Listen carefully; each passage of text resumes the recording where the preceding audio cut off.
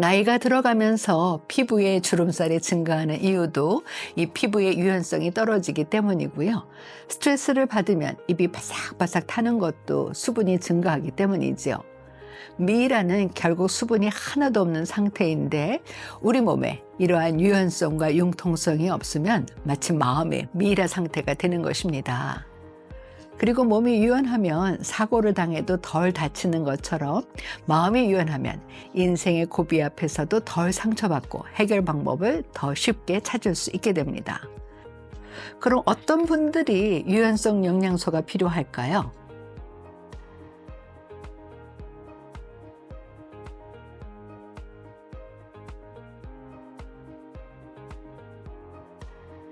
안녕하세요. 양창순입니다. 아무리 아름답고 비싼 그릇이지만 거기에 상한 음식이 담겨 있으면 당연히 그 아름다움이 사라지죠. 반대로 질그릇과 같은 그릇에도 맛나고 건강한 음식이 담겨 있으면 그 그릇이 귀하게 여겨집니다. 그런 것처럼 인생에서 아무리 사회적인 성공을 성취했거나 돈을 많이 벌었어도 이 생각이나 감정이 경직되어 있고 융통성이 없는 사람들하고 만나면 피곤하죠. 그래서 만나고 싶지 않습니다. 반대로 생각이나 감정이 유연해서 새로운 것들을 잘 받아들이고 열린 마음을 가지고 있는 사람들을 만나면은요, 배울 것도 많고 즐겁고 시간 가는 줄 모르게 됩니다. 그러니까 많은 대화를 하게 되죠. 그리고 몸이 유연하면 사고를 당해도 덜 다치는 것처럼 마음이 유연하면 인생의 고비 앞에서도 덜 상처받고 해결 방법을 더 쉽게 찾을 수 있게 됩니다.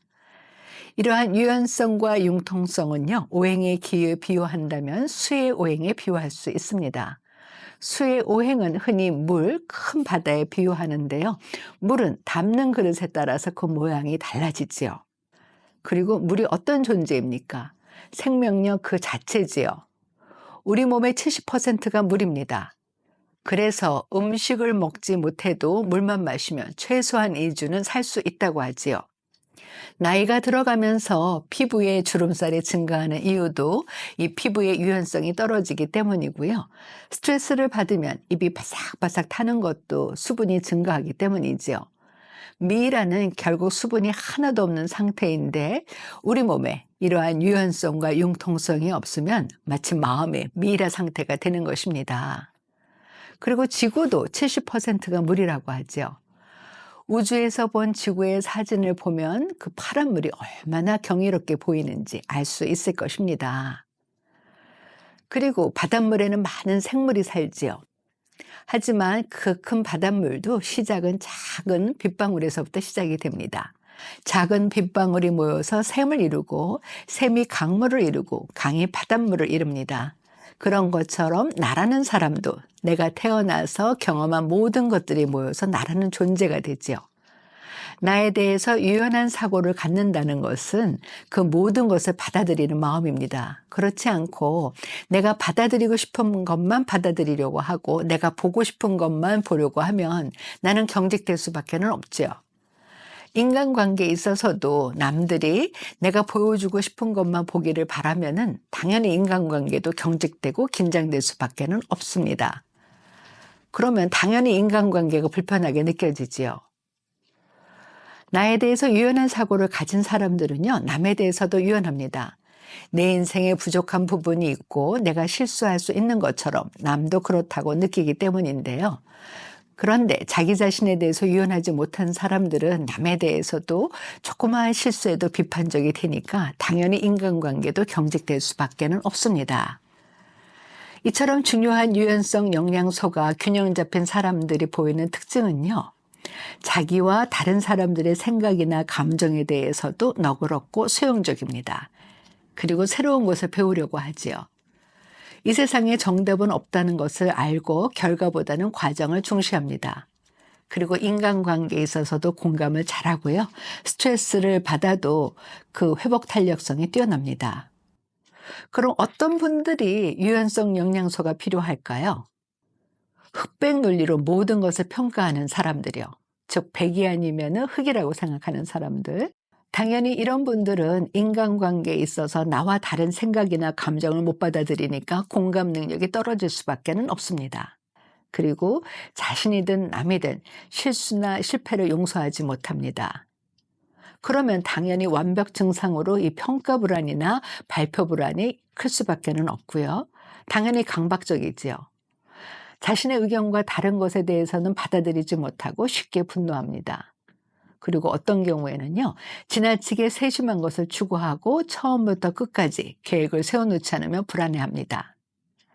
자기가 가장 옳다고 생각하지요. 그러면 당연히 인간관계에서 타협과 협상을 못합니다. 제가 지금까지 말씀드린 것 중에서 6개 이상이 해당된다고 생각하시면은요, 한번 내 마음의 유연성과 융통성 영양소가 부족하지 않은지 생각해 볼 필요가 있습니다. 이처럼 유연성 영양소가 부족하면은요, 자기와 의견이 다른 사람을 보면 화가 나서 견디지를 못하거나 어떤 때는 무시하거나 멸시합니다. 한 번의 실수에도 자기를 자책하고요. 그러면 당연히 매사에 너무 심각하다는 이야기를 많이 들을 수밖에 없습니다. 그러면 그 온몸이 경직되어 있으면은 몸에 통증이 있는 것처럼 늘 두통이나 소화불량이나 불면증 등에 시달리고요. 쫓기는 꿈을 많이 꾸고 늘 피로합니다. 좋고 싫음이 매우 분명하고 극단적으로 옳고 그름을 판단하지요. 그리고 완벽하게 준비되지 않으면 일을 시작하지 못하고요. 일을 시작을 해도 완벽한 것을 추구하기 때문에 끝맺음을 잘 못합니다. 한 가지 사실만 보고 전체를 판단하고요. 그러니까 당연히 타협과 협상을 못합니다. 그리고 스트레스가 쌓이면은요, 그 일이 해결될 때까지 다른 일을 못합니다. 반대로 지나치게 유연하고 융통성이 많으면은요, 어떤 증상을 보이는가 하면은 외부에서 들어오는 정보를 우선순위를 정하지 못해요. 그야말로 정보의 홍수에 빠집니다. 그리고 외부의 자극이나 남이 하는 일에 쉽게 흔들리니까 유혹에도 쉽게 빠질 수밖에 없습니다. 인간관계에서 당연히 거절을 못하죠. 맺고 끊음이 없어서 자기 관리를 잘 못합니다. 그리고 너무 많은 곳에 관여하려고 하지요. 중요한 것은 자유와 방종을 구별 못합니다. 당연히 책임감이 약하거나 없고요. 그런 자신에 대해서 합리화가 심합니다. 일을 미루거나 다른 사람이 대신 해주기를 바라기도 합니다. 그럼 이처럼 중요한 유연성 영양소를 어떻게 키울까요? 우리 뇌는 죽는 날까지 성장하고 발전하는 존재라는 것을 알고 늘 새로운 경험에 마음을 여는 훈련을 하는 것입니다. 감사합니다.